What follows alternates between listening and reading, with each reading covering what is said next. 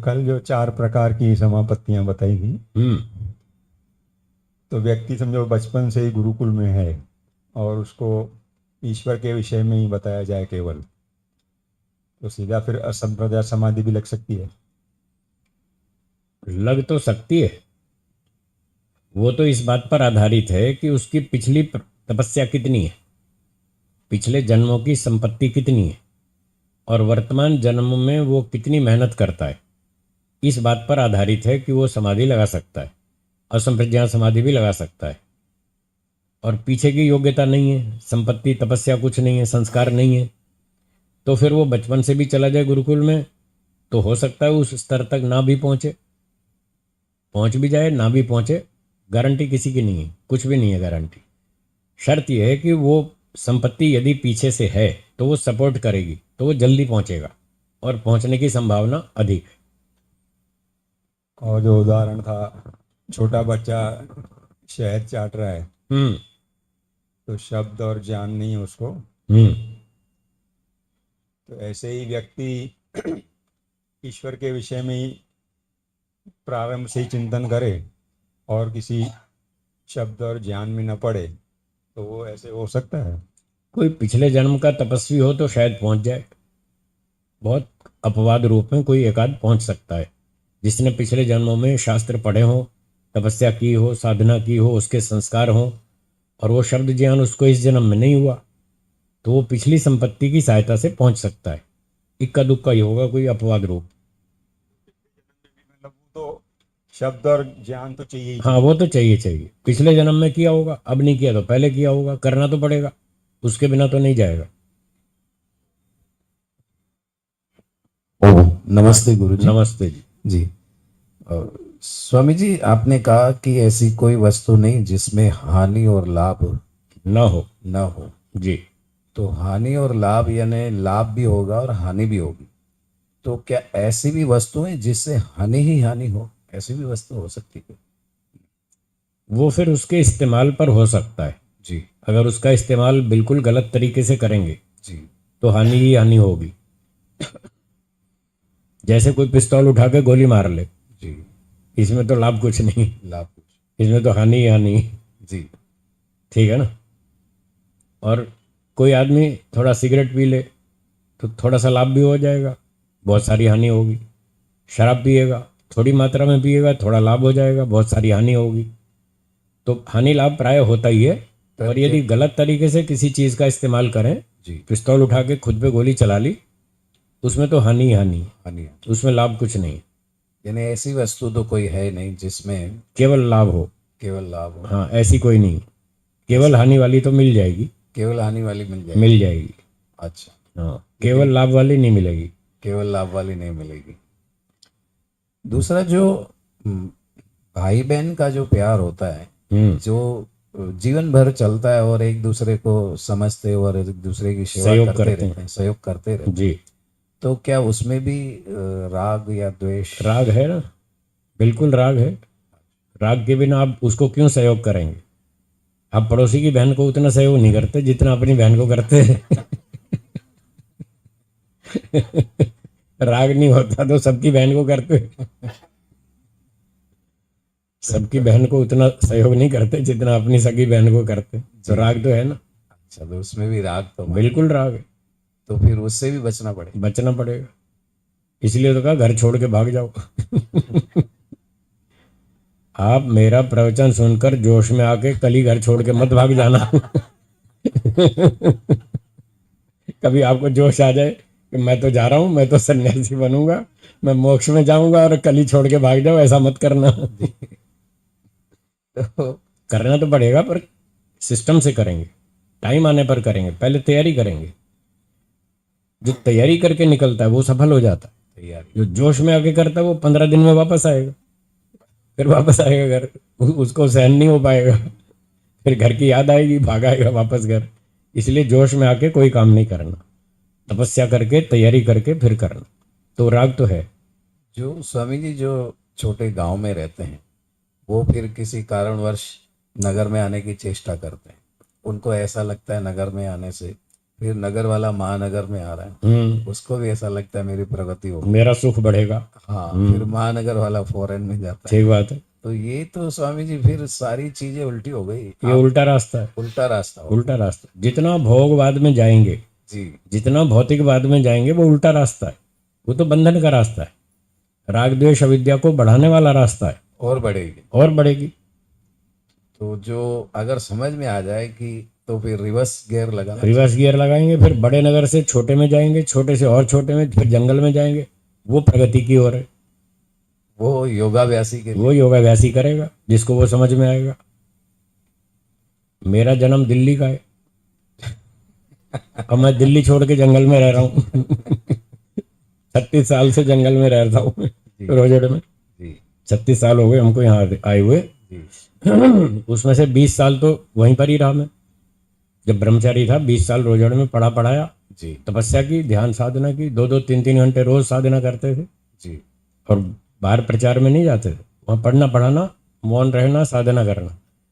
तो दिल्ली महानगर है, हम महानगर छोड़ के जंगल में आ गए, जंगल में आ तो ये सही रास्ता है।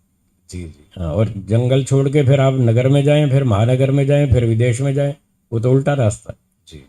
जी।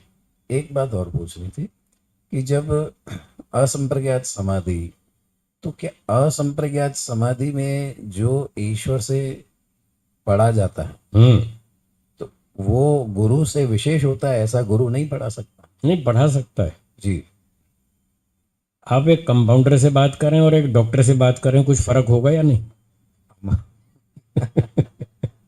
फर्क होगा ना। जी जी जी कंपाउंडर को भी नॉलेज है, जी वो भी वही दवा देगा, जी वही दवाई देगा। आपको बुखार है, पैरासीटामोल देगा, जी डॉक्टर भी पैरासीटामोल देगा। दोनों एक ही दवाई देंगे, एक ही बात करेंगे, जी। फिर भी प्रभाव में अंतर होगा।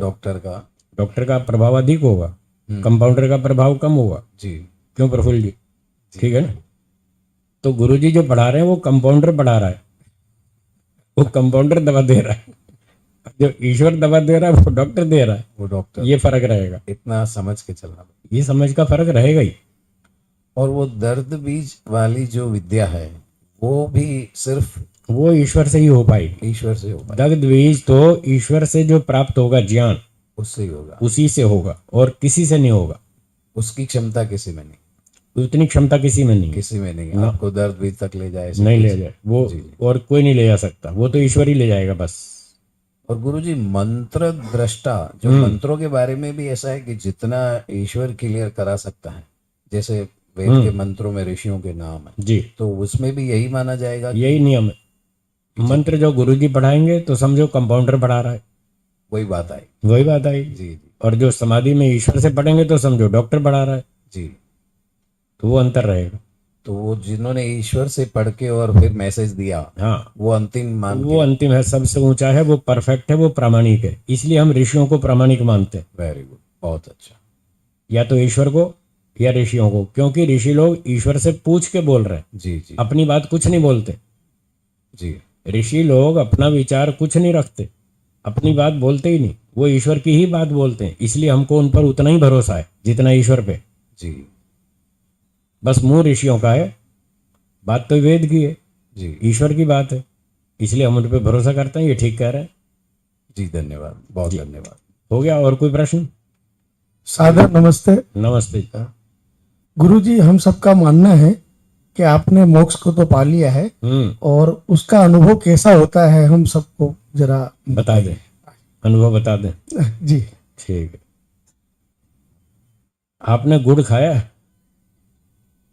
खाया है? मुझे गुड़ का अनुभव बताइए, गुड़ का अनुभव कैसा होता? माइक इनको दो जी, इनको दो। गुड़ का टेस्ट कैसा होता? मीठा होता सर। मीठा कहने से मुझे गुड़ का स्वाद समझ में आ गया। मीठी तो 250 चीजें मीठा कहने से तो गुड़ का स्वाद समझ में नहीं आया। जी जी। और कुछ प्रयास कीजिए कि मुझे गुड़ का स्वाद समझा दें, कीजिए कोशिश। कैसे समझाएंगे? बात सही है सर, समझा सकते हैं? नहीं यही तो समझने आए हैं सर। जो मैं पूछ रहा हूँ वो बताइए, मुझे गुड़ का स्वाद समझाइए। समझा सकते हैं, हाँ या ना? मीठा होता है, बचपन से लेकर अभी तक मीठा तीखा बराबर। चीनी भी मीठी होती है, हाँ, बालूशाही मीठी होती है, बर्फी मीठी होती उस तक पहुंच गए ना, मैं अपने कहता मीठा तक वहां तक पहुंच गए गुरु टॉपिक जी। से बाहर मत जाइए, नहीं जी, मैं वहीं पे हूँ। जी जी जी आप बात को समझिए। जी जी जी, मीठी तो 200-250 चीजें हैं। वहां तक पहुंच गए ना, गुड़ यानी आप मीठा। सुनिए, बोलिए मत, आप धन्यवाद, सुनिए बात। धन्यवाद। मैंने पूछा गुड़ कैसा होता है, आपने कहा मीठा होता है। तो इतना कहने से गुड़ का स्वाद समझ में नहीं आता, क्योंकि मीठी तो और 200-250 चीजें हैं, वो भी सारी मीठी हैं। क्या सबका स्वाद एक जैसा है? नहीं ना। बर्फी, गुलाब जामुन, रसगुल्ला है, और बालूशाही और चीनी और गन्ना, हर चीज का स्वाद अलग है। जबकि मीठी तो सारी है। सेब भी मीठा है, अंगूर भी मीठा है। क्या सबका स्वाद एक जैसा है? तो मैं कहना ये चाहता हूं कि शब्दों से किसी वस्तु का स्वाद नहीं समझाया जा सकता, ये कहना चाहता हूं। ये बात समझ में आई? जी जी आ गई? जी। कोई पूछे अंगूर का स्वाद बताओ, शब्दों से नहीं बता सकते। केले का स्वाद बताओ, नहीं बता सकते, बस मीठा ही बोलेंगे। तो मीठा कहने से वो गुड़ का स्वाद, चीनी का स्वाद, गन्ने का स्वाद वो समझ में नहीं आता। तो जैसे हम शब्दों से एक गुड़ का स्वाद नहीं समझा सकते, मैं शब्दों से आपको ईश्वर का स्वाद कैसे समझा दूं? तो बहुत दूर की चीज है। आपने तो अनुभव किया गुरु जी। भाई आपने भी तो गुड़ का अनुभव किया है कि नहीं? सही। गुड़ और मोक्ष कहाँ पहुंच गया? आप नहीं समझ रहे, ये 54 में से गलती कर रहे हैं, इनको पता नहीं है ना कहाँ गलती हो रही है। ठहरो ठहरो, एक मिनट ठहरिए। मैं ये कहना चाहता हूं, गुड़ हो या ईश्वर हो, कुछ भी हो, जो अनुभूति है उसको शब्दों में व्यक्त नहीं कर सकते। मैं ये बात कह रहा हूं, इस बात को आप पकड़ नहीं पा रहे। जी सर। इसको पकड़िए। जो फीलिंग है ना, फीलिंग, उस फीलिंग को शब्दों में नहीं बता सकते। तो जो मुझे फीलिंग है ध्यान की, समाधि की, ईश्वर के आनंद की, जो मुझे फीलिंग है, वो फीलिंग मैं शब्दों में नहीं बता सकता। धन्यवाद, धन्यवाद। जैसे आप गुड़ का स्वाद नहीं समझा सकते मुझे। धन्यवाद, धन्यवाद गुरु जी। हाँ जी, वो सज्जन पूछ रहे हैं, उनको दो माई। आप चलो, आप बोलिए, बारी बारी से बोलिए। नमस्ते स्वामी जी। नमस्ते जी। संप्रज्ञात और असंप्रज्ञात की दग्धबीज की जैसे प्रयास या अभ्यास कर रहे हैं, तो ये कैसे पता करें कि भाई हमारे पिछले जन्म का भी कुछ बैलेंस है? आपका प्रश्न है पिछले जन्म का बैलेंस है, ये कैसे पता लगेगा? इसका उत्तर है कि जो यहां मेरी क्लास में बैठे हैं उनका पिछले जन्म का बैलेंस है, इसलिए यहां पर आए।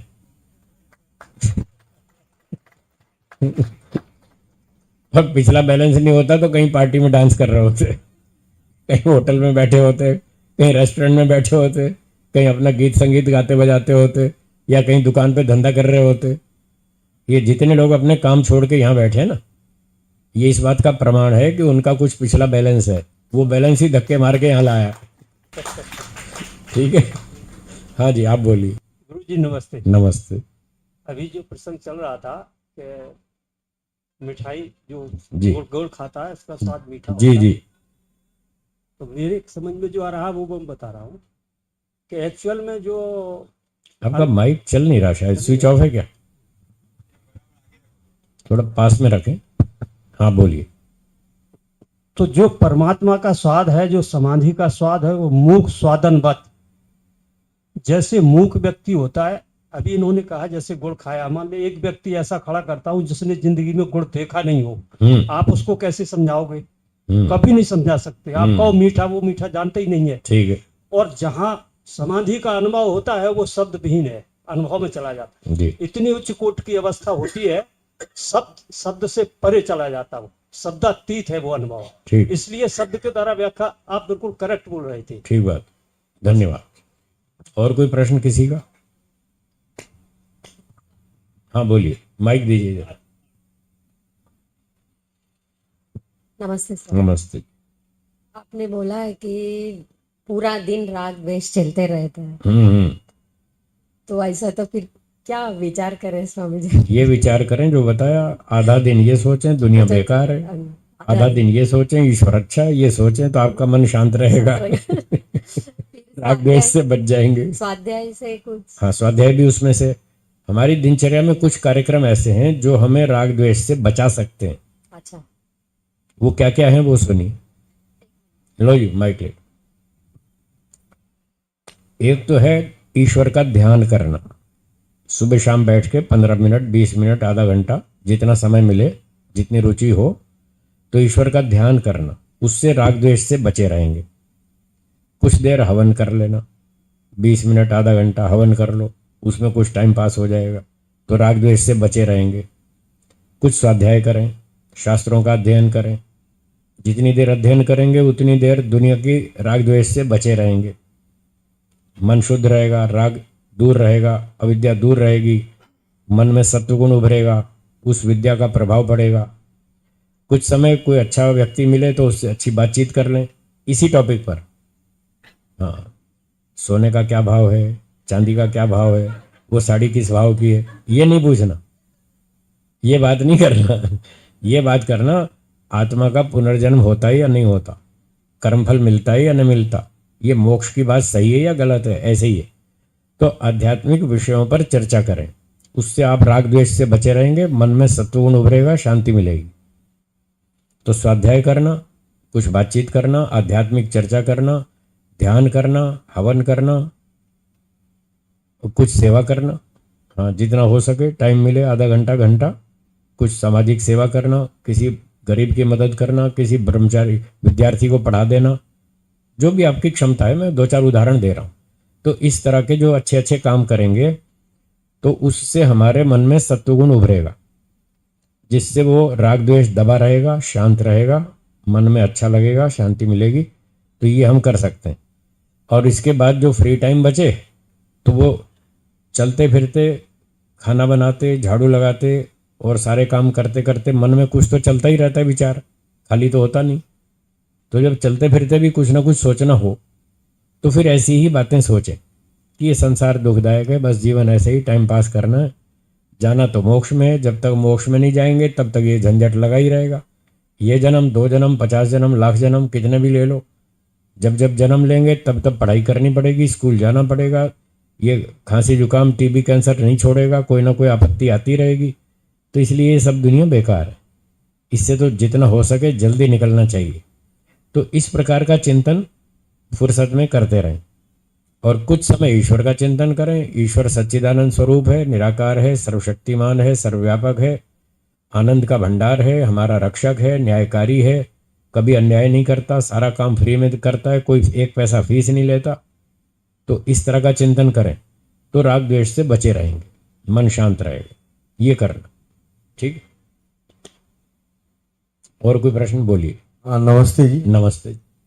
गुरुजी, आपने बताया कि गुड़ खाने के बाद ही पता लगता है कि गुड़ मीठा है। यस, तो इसी तरह मोक्ष को प्राप्त करने के लिए क्या करना पड़ेगा? यही करना पड़ेगा जो मैंने किया है। घर छोड़ना पड़ेगा।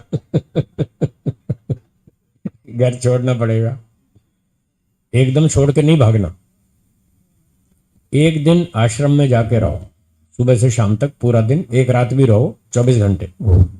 घर से एक रात घर से आश्रम में जाके रहो और वहां की दिनचर्या में जी कर देखो कैसा लगता है। वहां जो जो कार्यक्रम चलते हैं उसमें शामिल हो जाओ। हवन हो रहा है तो उसमें बैठ गए, कोई क्लास चल रही है उसमें बैठ गए, सुनते रहे। फिर व्यायाम हो रहा है तो व्यायाम कर लिया, भोजन हो रहा है भोजन कर लिया, विश्राम हो रहा है विश्राम कर लिया। तो थोड़ा थोड़ा बाहर निकल के देखें, आपको अंतर दिखाई देगा कि घर के गृहस्थ जीवन में और आश्रम में, गुरुकुल में, संस्था में थोड़ा अलग वातावरण में क्या फ़र्क है। तो ऐसे दोनों में अंतर आपको दिखेगा।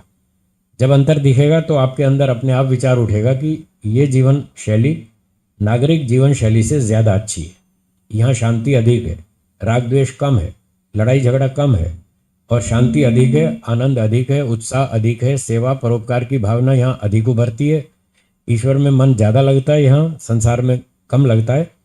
तो ऐसे थोड़ा थोड़ा बाहर निकलेंगे तो कभी 1 दिन रुक गए, कभी 2 दिन रुक गए, कभी 4 दिन रुक गए, कभी 8 दिन शिविर में चले गए। ऐसे धीरे धीरे फिर मोक्ष की तरफ आगे बढ़ेंगे। ऐसे करना, ठीक है। तो विराम देंगे, समय समाप्ति की ओर। आखिरी प्रश्न बोलिए। अंतिम प्रश्न। हाँ जी। जी जी। ओम नमस्कार। स्वामी जी के चरणों में सत सत प्रणाम। स्वामी जी, आपने अभी शरीर और आत्मा के बारे में बताया।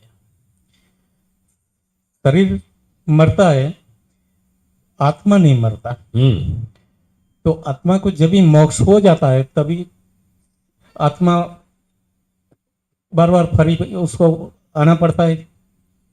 आपका प्रश्न है कि मोक्ष के बाद संसार में वापस आना पड़ता है, ये पूछ रहे हैं, या परमात्मा में विलीन हो जाता है, ये पूछ रहे हैं? जैसे शरीर का नष्ट हो जाता है, हाँ। शरीर छोड़ देता है, बाद में शरीर वापस नहीं आता है, वैसे हाँ। भी जब भी मोक्ष की प्राप्ति हो जाती है तभी आत्मा को फिर वापस संसार में आना पड़ता है।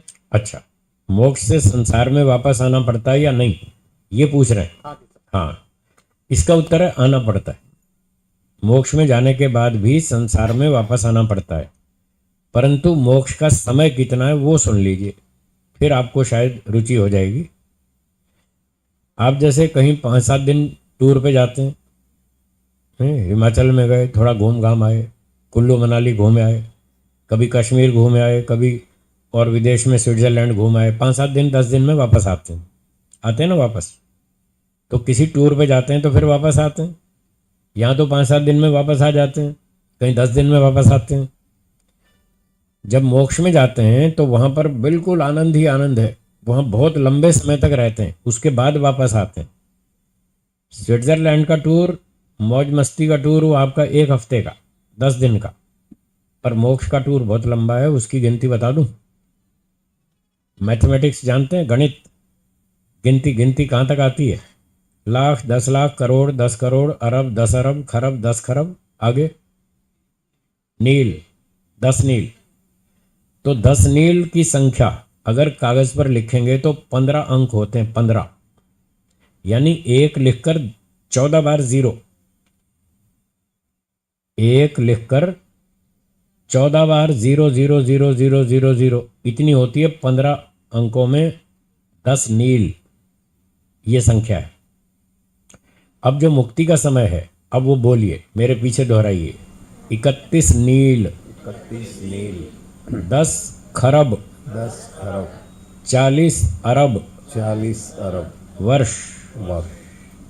ये जो आपका 365 दिन का एक वर्ष है, ऐसे ऐसे 31 नील, 10 खरब, 40 अरब वर्ष तक मोक्ष में रहेगा आत्मा, खूब आनंद लेगा, और तब तक वो थक जाएगा। आप कितने घंटे सो सकते हैं? 6 घंटे, 7 घंटे, 8 घंटे, 12 घंटे, 24 घंटे? 24 घंटा सो सकते हैं लगातार? नहीं सो पाएंगे, थक जाएंगे। जबकि आपको सोना बहुत अच्छा लगता है, सोने में मज़ा आता है, तो भी आप 24 घंटे नहीं सो पाएंगे। 7 घंटे, 8 घंटे, 10 घंटे सो लेंगे, फिर नहीं सो पाएंगे, फिर उठने की इच्छा होगी, भाई उठो उठो, बहुत सो लिए, अब नहीं सोया जा रहा। तो सोते सोते जिसमें आनंद मिलता है वो भी आप एक सीमा के बाद थक जाते हैं। बस अब मुझे उठना है, अब थोड़ा परिवर्तन चाहिए, चेंज होना चाहिए। आप रसगुल्ले खाओ, आपको बहुत अच्छे लगते हैं, फेवरेट, कितने खाएंगे? 2, 3, 4, 5, 6, 8, 40, 50 नहीं खा पाएंगे। 8-6 रसगुल्ले खा पाएंगे, ज़्यादा नहीं खा पाएंगे, थक जाएंगे। फिर आपको थोड़ा चेंज चाहिए, परिवर्तन चाहिए। आप कहेंगे भाई 2 पकौड़े देना, 1 समोसा देना, फिर रसगुल्ले 2 खा लेंगे, पर बीच में थोड़ा 2 पकौड़े तो चाहिए। 2 पकौड़े खाएंगे, फिर 2 रसगुल्ले खाएंगे, फिर 1 समोसा खाएंगे, फिर 2 रसगुल्ले खा लेंगे, ऐसे तो चलेगा। पर लगातार रसगुल्ले 50 नहीं खा सकते। तो मोक्ष में भी 31 नील, 10 खरब और 40 अरब वर्ष के बाद उसको थोड़ा सा चटपटा माल चाहिए। मीठा बहुत खा लिया, थोड़ा चटपटा चाहिए। तो ईश्वर कहता चलो संसार में जाओ, थोड़ा खट्टा मीठा कड़वा तीखा चख लेना, थोड़ा चेंज हो जाएगा। तब फिर मोक्ष से वापस आएंगे और यहाँ जन्म लेंगे। वहाँ केवल सुख ही सुख था, दुख बिल्कुल नहीं था। अब जब यहाँ आए तो थोड़ा दुख भी आने लगा, कभी ठंडी लगी, कभी गर्मी लगी, कभी स्कूल जाना पड़ गया, कभी पढ़ाई करो, कभी पहाड़े याद करो, कभी गिनती याद करो। तो ये खट्टा मीठा कड़वा तीखा, कभी सर्दी जुकाम हो गया, कभी बुखार आ गया। तो जब ये खट्टा मीठा कड़वा तीखा चेंज आ गया तो वहाँ से अच्छा लगने लगा, लेकिन थोड़े दिनों में यहाँ फिर इससे तंग आ गए। जब परीक्षा देनी पड़ती है तो बहुत टेंशन होती है, फिर कैंसर हो जाता है, कोई ऐसी खतरनाक बीमारी लग जाती है तो आदमी घबरा जाता है। इस प्रकार से संसार में अनेक प्रकार के दुख भोग भोग कर फिर जब यहाँ थक जाता है तो फिर कहता है वापस वहीं चलो, मोक्ष में वहीं ठीक थे, यहाँ गलत जगह आ गए वापस वहीं चलो। तो कभी वहां से संसार में आता है, कभी यहाँ से वापस जाता है, फिर आता है, फिर जाता है। ये चक्र अनादिकाल से चल रहा है, अनंत काल तक चलेगा। ठीक है, आ गया समझ में? धन्यवाद जी जी। चलो अगली सूचना बताइए। अब प्रश्न हम शाम को ले लेंगे। हाँ बोलिए। जी हाँ, ईश्वर से पूछ लेगा ना। हाँ, ईश्वर से तो क्या नहीं पूछेगा, सब बताएगा। वो पूछेगा भाई मेरा अकाउंट देखो कितना टाइम बचा है। ईश्वर कहेगा अभी 2 करोड़ साल है, अभी मस्ती करो तो क्या ठीक है, अभी तो बहुत है फिर वो घूमेगा, मस्ती लेगा, आनंद लेगा। नहीं, वहाँ योनि कोई नहीं, मोक्ष में योनि कोई नहीं होते ही नहीं। आत्मा अकेला ही रहता है शरीर के बिना। फिर कुछ दिनों बाद फिर पूछेगा भाई कितना टाइम बचा है। ईश्वर कहेगा 200 साल बचे हैं। कहेगा अभी तो बहुत है, 200 साल और मजा लो। फिर जब टाइम पूरा होने लगेगा तब ईश्वर उसको नोटिस दे देगा, भाई 2 साल बाकी बचे हैं, अपना पूरा कर लो, फिर आपको संसार में जाना है, अपनी तैयारी कर लो। वो कहेगा ठीक है, मेरा स्टेशन आने वाला है, मैं आराम से जाऊंगा। आपने बम्बई तक टिकट बुक कराया, अहमदाबाद से बम्बई, बॉम्बे सेंट्रल, और बॉम्बे सेंट्रल आने वाला है, तो आपको ट्रेन छोड़ने में तकलीफ होती है? कोई कष्ट नहीं ना। आप बुद्धिमान हैं, आप समझदार हैं, भाई हमारी टिकट यहीं तक थी, हमारा स्टेशन आने वाला है। आप खुश होकर प्रेम से उतर जाते हैं। तो मोक्ष में भी ईश्वर बता देगा अब 200 साल बचे हैं, तो आप कहेंगे ठीक है, मैं तैयार हूँ, मेरा स्टेशन आने वाला है। आप प्रेम से वापस संसार में आ जाएंगे। ठीक, चलो। ओम। एक बार तालियों की गड़गड़ाहट के साथ पूज्य स्वामी जी महाराज का बहुत बहुत धन्यवाद।